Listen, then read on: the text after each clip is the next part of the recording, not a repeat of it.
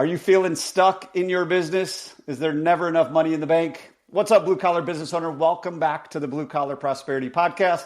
I'm your host, Paul Masker, where we focus on helping guide you to have a prosperous business. Today we have with us Jim Kruspe. Jim is the founder of Profit Solutions Group and a trusted advisor to home service business owners across the country. With decades of hands-on experience and straight shooting approach, Jim helps contractors turn chaos into clarity using system, structure, and strategy to drive real profit. If you're looking to scale your business, gain control of your numbers, and finally step out of the day-to-day grind, you are in the right spot.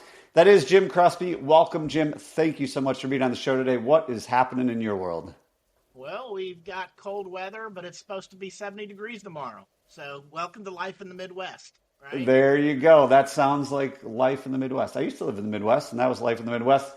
I live in North Carolina now, and it's still the same. It was 20-some degrees a few days ago, and it's going to be 75 this weekend. So you never know what you're going to get. But let's get into this. So you and I talk a lot about this. We probably not too often do like two CFOs get together on the same podcast and just talk shop and talk numbers, because there is a scarcity mindset out there. A lot of people have like, oh, he's competition. I want to like him.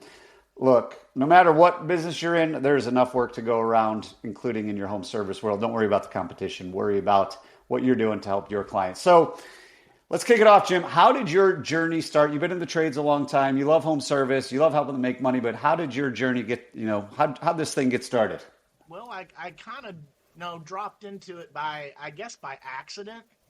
I went in college. I was a mechanical engineer by degree. So I believe it or not, I was at a fraternity meeting, and there was an alumnus that came and spoke to us, and I got to know him, and he asked if anybody needed a job, and he happened to open a mechanical contracting company 6 months prior, so he needed to hire a parts runner, and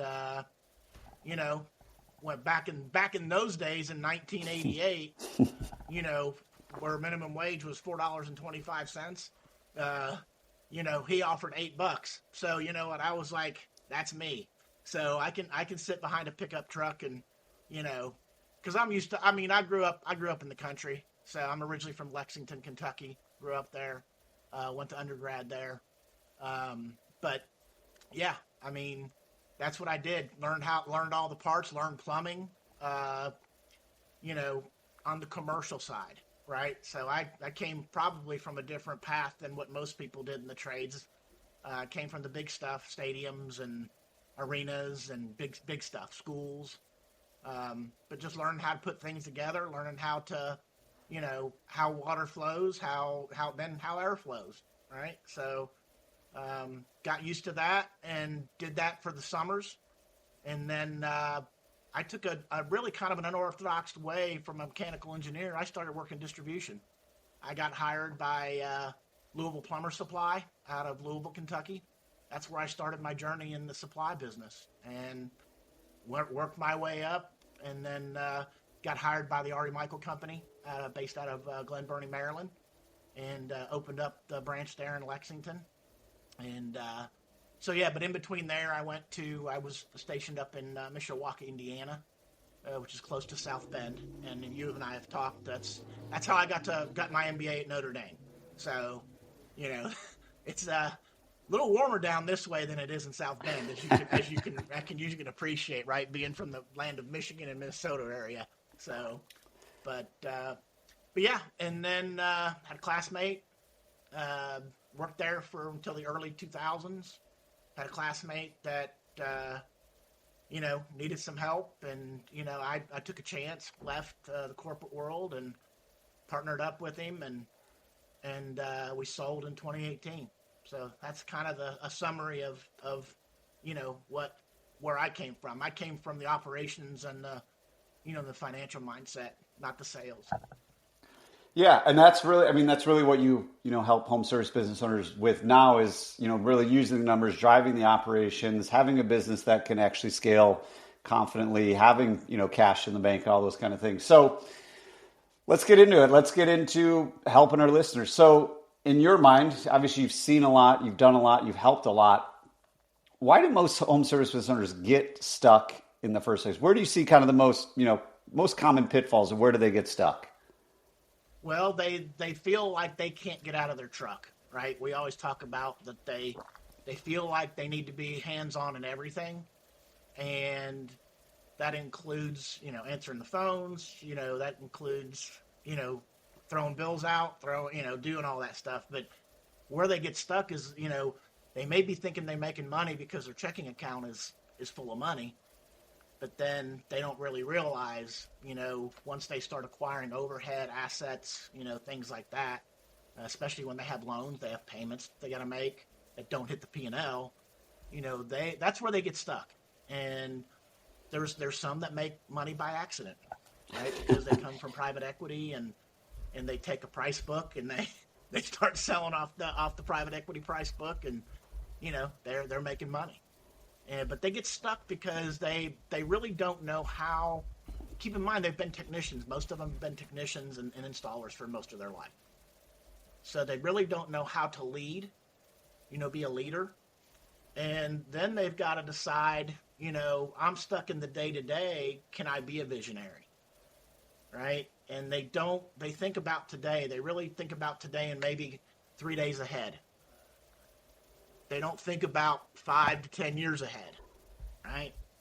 So that's where they get stuck. Once they hit, back in the day when you could put systems in for $6,500, getting to $1 million where 90% of the industry was at one time, right?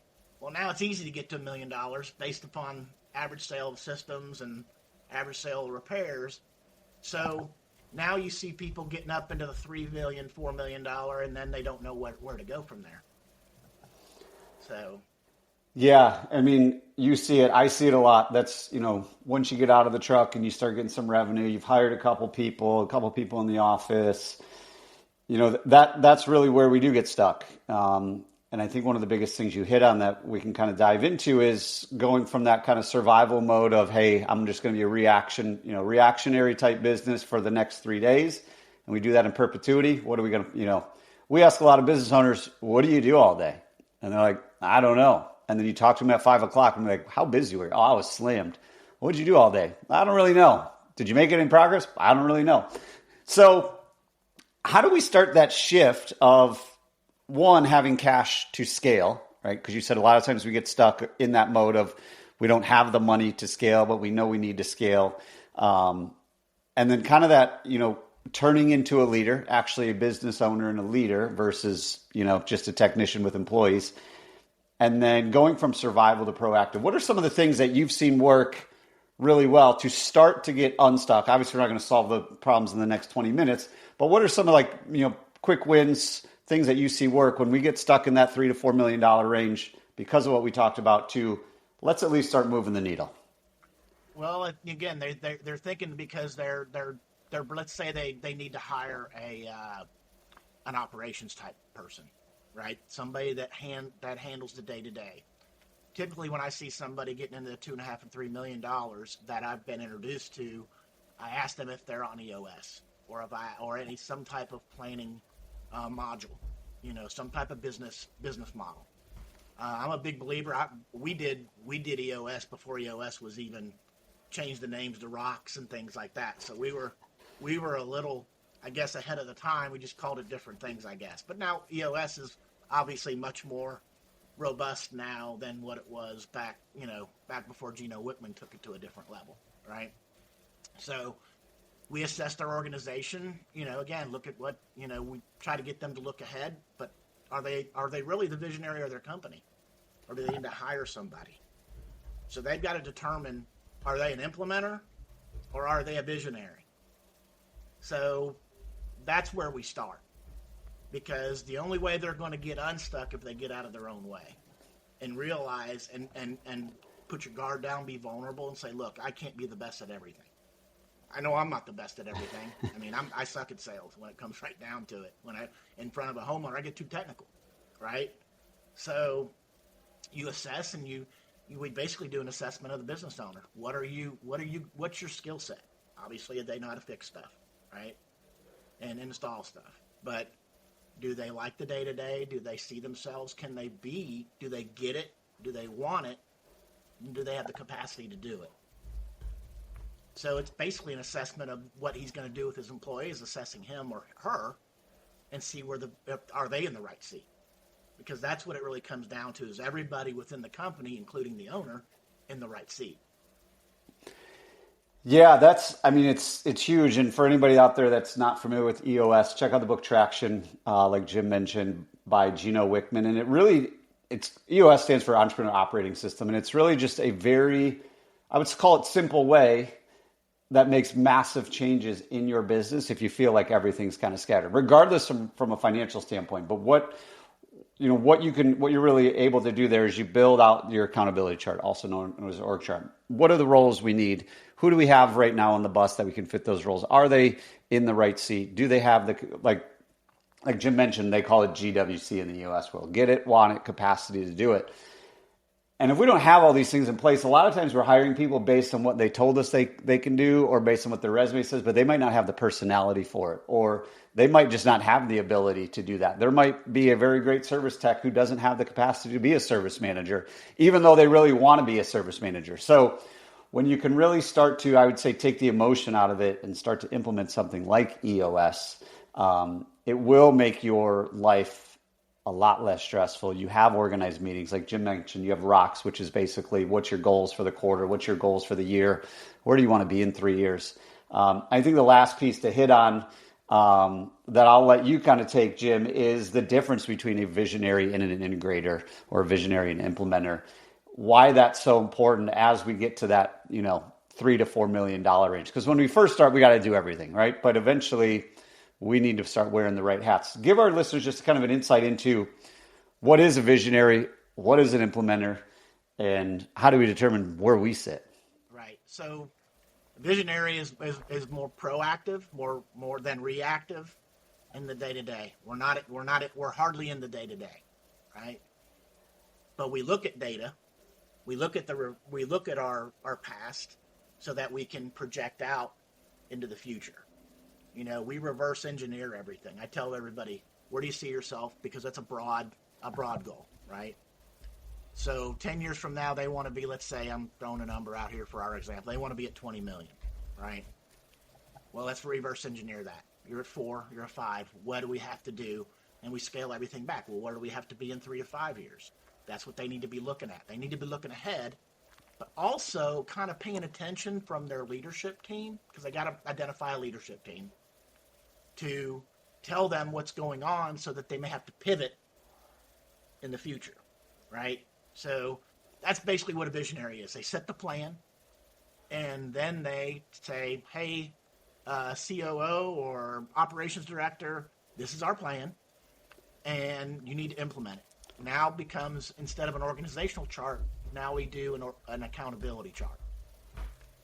That implementer is now responsible for the day-to-day implementation of the plan. That's basically what it is.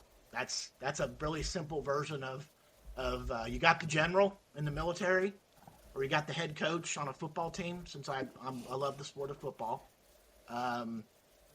he has his offensive coordinators. He gives them the plan. This is the game plan. Let's go do it, right? Meanwhile, the head coach is out there recruiting, doing the things that he needs to do, not dealing with the day-to-day practices. About as good as an analogy as I can give everybody. Love it. So you mentioned something, and I see this a lot. I'm curious in your take. You mentioned like an operations director, operations manager. I see this happen a lot where the person is more or less the visionary, even if they're not in the U.S. and they don't know they're the visionary. They're just like, I don't like the day-to-day. I don't like systems and processes. I don't like getting in the weeds and trying to figure all that stuff out. So they go hire an operations director and think that person's just going to solve it with like no guidance. Like, I don't know, Jim, go figure it out. Obviously, very rarely works. What do we need to do before we actually go hire this operations person? Because I feel a lot of people need that and want that, but they don't actually know how to actually implement it, and they just put the person there and set that person up for failure. Right. So basically, it goes back into that's. Let me retract a little bit. You got to know your numbers, right? You got to know, hey, if I'm going to set a goal for X amount next year, can I afford, or can I not afford to put this person in place if I want to go? And a lot of times, my suggestion is, yeah, okay, you got this hairy goal for this is where you want to be in 5 years. Well, you're wanting to scale. In order to get to where you want in these 3 to 5 years, you're going to have to scale this much. So let's say it's $1 million, because I'm going to use that as an example. They want to scale $1 million. Well, if they hire somebody for $100,000, that's probably going to work, right? To come in and implement that stuff. But a lot of people, what they don't think about is when you hire somebody to that with that kind of skill set, it's an investment. It's really not an expense. You hire the right person. Hire slow, fire fast, right? And make sure they're going to row you in the same direction. That way, they can assess the people that you have now, because the people that get you to 3 to 5 may not necessarily get you to 10, right? So think more ahead that, well, this guy can probably get me to 5 or 6, but no, because I want to be at 10, that's who you need to hire. You need to hire you don't want to keep hiring operations managers that can't get you to the next level, right? So obviously, are they a core value fit? Because in the EOS stuff, and do they fit the culture? Do they fit the culture of the team? That's really all that I can say about that is a lot of people, they don't hire it at the right time. They think, well, I just need to hire it and throw them in the middle. Well, that doesn't typically work, because during our busy season, depending upon where we are in the country, we need to have preparation to say, okay, you know what?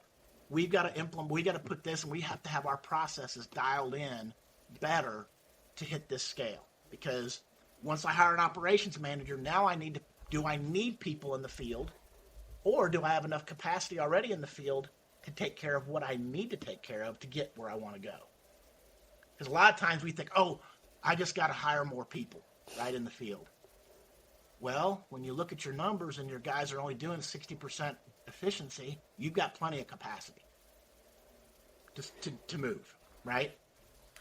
For sure. And I think that's where, and you see it once we know the numbers, that's where a lot of people get stuck. They think, well, I just need more leads and more people. But then when we really look at the numbers, like, you don't need either. We just need to get better at all the things that we're actually doing. You said something I want to get back to, because I love this thought process, is the people that are going to get you to 5 million are not going to be the same people to get you to 10 million. We see it a lot that we hired Peggy 10 years ago, and she got us to 3 million. No chance Peggy can get us to 10 million, but we don't want to get rid of Peggy, because Peggy's a nice lady and she's been with us and she's like family, but we don't have enough resources to bring somebody else on, because now Peggy's made, she gets raises every year just because she continues to work for us. So Peggy's making like 80 or 90 grand to answer the phone at this point. What type of conversations do you have with your clients around that? I'm just curious, because that's where a lot of us get stuck, is the people that we hired at the $1 million mark are not going to get us to 5. And then those people aren't going to get us to 10, but we feel like we can't, rock their boat at the expense of actually the success of the business. Right. Well, then again, we try to, that's a tough one. That's really a tough one.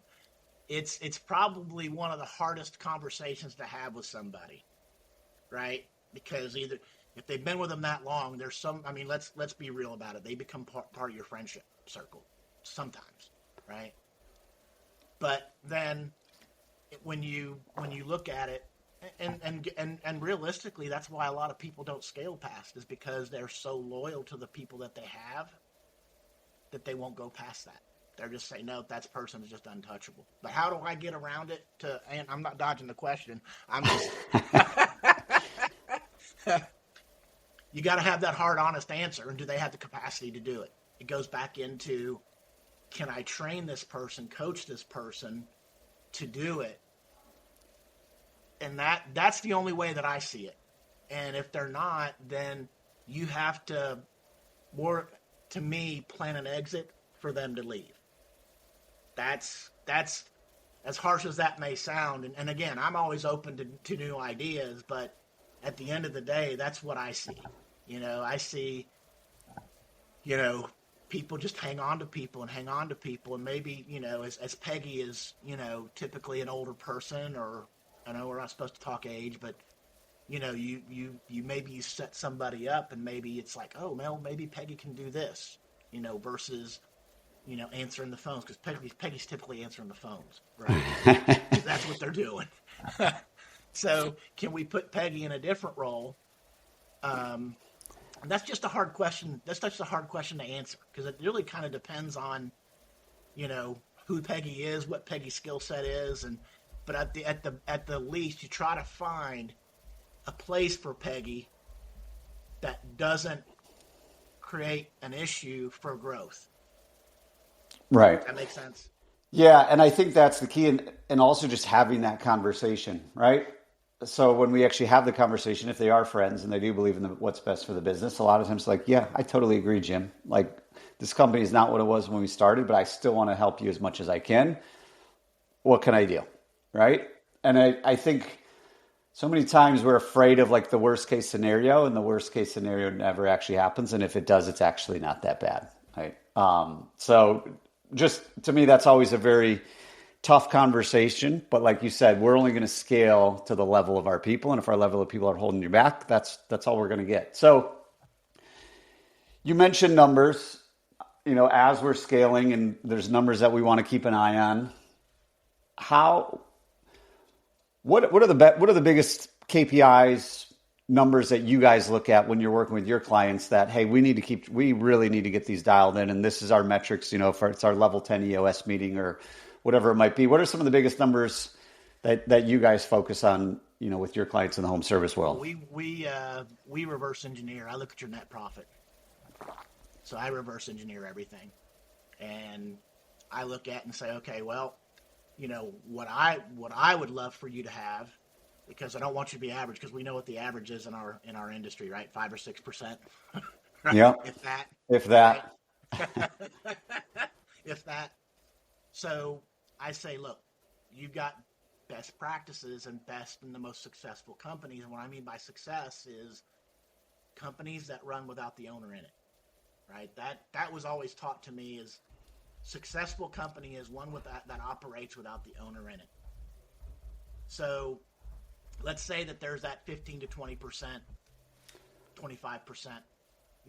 I prefer to have 20% or more. My job, as what we do, is to get them as most profit, create more taxes for them to pay, right? That's what we want to do. That's exactly that's their CPA's job, to figure out how to decrease their tax liability, not mine. So we reverse engineer everything back, right? So if we want to hit a delta of 20%, well, then we need to make sure that if gross profit margins are at 50 or above, then we may have a problem, right? Because of the overhead. You may be too heavy down below compared to the top line revenue. So that's where we start. And then if the profits, let's say those numbers don't work. Let's say they're at 10% profit. Well, then we go up to the gross profit and say, okay, well, you're at 50%, but now you're at 40% overhead. Well, let's take a look here. Well, do you have some one-offs? Do you have some, certain things, blah, blah, blah, blah? Is it intentional that you're only at 10%? Obviously, if you're wanting to sell, you don't want to be at 10%, right? I mean, if you're scaling, that's a different story, right? We look at balance sheets too. I mean, because some people don't realize that like their lease payments, or not lease pay, but their payments to pay off a truck don't hit the P&L. Their distributions don't hit the P&L, right? So we make sure they understand the balance sheet and how the balance sheet affects the profit and loss statement, and vice versa, right? So it's not just the P&L that we should be looking at; it's the balance sheet that we should be looking at as well. For sure, yeah. And when you start to reverse engineer it, say we're at 10% and we want to get to 20%. When you start to reverse engineer it, it actually becomes a lot more clear and actually a lot easier to then digest of what do we need to do. Oh, if we spend a little bit less on marketing, or we didn't spend as much money on things, in the office, or we just started pricing things a little bit better. Our guys got a little bit more efficient, or we booked a little bit more calls. Like all these little tweaks, all of a sudden your business really hasn't changed, but your bottom line went from 10 to 20%. To me, that's the exciting thing, especially as we get to the $3 to $5 to $10 million companies, it's like every percentage point we pick up on a $10 million company, that's $100,000 into your pocket. Yeah, even if you give the government 30% of it, you still got 70 grand more than you had before. So to me, that's super exciting. So as we start to wrap this up, you had mentioned, one of the biggest things is can this business survive without the owner?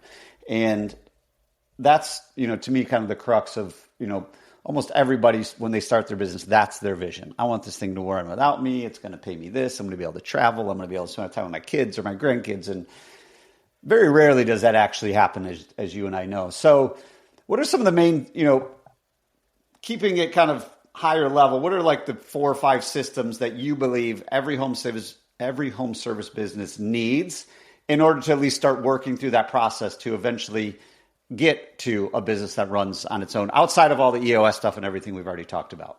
Right. Well, where does everything start with? It starts with a phone call, right? So let's dial in your intake. Let's dial in making sure that you're answering calls. Let's make sure that that there's you have to have a good CRM. I mean, let's face it. You have to have a CRM that takes a lot of the work out of your hands, per se. But ones that run without you in it is basically here's where we need to be, set up it all in the computer system, and you have accountability. There's an accountability piece that everybody's accountable to somebody. Right? That makes sense. I mean, yep. That typically is where you find is that if I'm here, we have an org chart, and I'm the CEO, I'm holding the general manager or the COO responsible for the day to day. Then it just all filters down into your leadership team. If you have a good, strong leadership team, then that should get you to be able to have to be number one in the day to day. And you can take off the time that you need to or want to, but there's a thing, because as you just said, I believe a few minutes ago, we just want to go away and travel. A lot of times when companies get to a certain point and that owner does not show up every day, kind of loses touch, and that's when you see people get disenchanted. So as an owner, you still need to be engaged. There's a difference. You need to be engaged, but you need to make sure that your culture and more cultural systems are put in place. Does that make sense?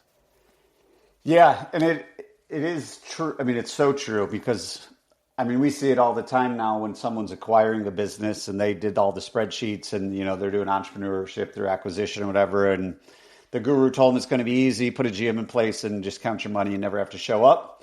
I've talked to a lot of those people, and they realize if you don't show up for a couple of weeks, a lot of people start leaving because they're like, this guy doesn't care. Why do I care? And I think it's, especially in the trades, our technicians, our installers, if they quit today, it's 12 o'clock right now, 12 o'clock noon at the time of me telling you this. If someone quit right now, they would have a job by 5 p.m. if they really wanted a job. So really understanding the importance of, our technicians, our installers, really everybody, but especially the people that are bringing in the money, doing the sales and doing all that kind of stuff. If the owner's completely checked out, the culture's not there, the accountability's not there. And if people see the owner doesn't care, they're like, well, why do I care? And it's just the optics of he's making all the money because I'm only making $30 an hour or whatever. So some really good insight there. So as we wrap this up, Jim, most people say hey, go read this book, or hey, go do this thing. And it takes a really long time. We want to give our listeners one thing that they could do within the next 24 hours to move their business one step closer to where they want to be. In your opinion, what should all the listeners do within the next 24 hours to take action? What I would do is take a look and envision yourself where you want to be in the next 10 years. Let's back that down a little bit. Just let's take it a little bit at a time. Where do you want to be in the next 3 years? Because that should hopefully give you a vision. And what does that look like? How do I build my business or build my company to where I want to be in 3 years? There you go. There you guys have it. And that's part of EOS too, right? So you're going to set your big vision, you're going to break it down, and then at the end of the day, where do we want to be at the end of this year? And then you just, like you've said many times today, reverse engineer everything. If this is where we want to be, that's how we determine where we want. If we're going on a trip, I'm in Raleigh. I'm going to go to Kentucky. I'm like, all right, that's where I want to go. Now, how do I actually get there? I'm not just going to before I get in the car, I'm going to do that. Otherwise, if I just get in the car and drive all day, I'm going to be super busy, like most of our listeners, but I'm not going to be productive. I don't know if I'm getting any closer to my destination because I actually haven't said where do I actually want to go, other than I got to drive this car all day. So, Jim Kruspe, thanks again for coming to the show, sharing your journey, and providing a bunch of actionable advice, wisdom, insight, and experience for all the blue-collar business owners out there as we continue our journey to prosperity. Before we sign off, Jim, where can our listeners go to keep in touch with you and learn more about what you do? Go to www.psgnky.com. There you go, psgnky.com. Or you look him up. Kruspe is Kruspe. I'm guessing there's not too many Jim Kruspes in the world, so you can find him pretty easily. There is one. There's There you go. Look for the Canada. He's from Canada, so I get. So look for the guy in Kentucky that does home service work. Jim, thanks again for coming on the show. I really appreciate it. Oh, I appreciate it. Thank you. And before you head out, if you are ready to have a business that produces consistent positive cash flow so that you can have a financially healthy business and achieve your personal goals, let's make it happen. Head on over to thebluecollaradvisors.com/call to book a free financial assessment of your business. I will dive into the financials of your business, take a look at what's going on, find any red flags as well as opportunities that you have in your business. Let's make it happen. Again, thebluecollaradvisors.com/call. Until next time, remember, what got you here won't get you there. If you're ready for different results, it's time to start doing things differently.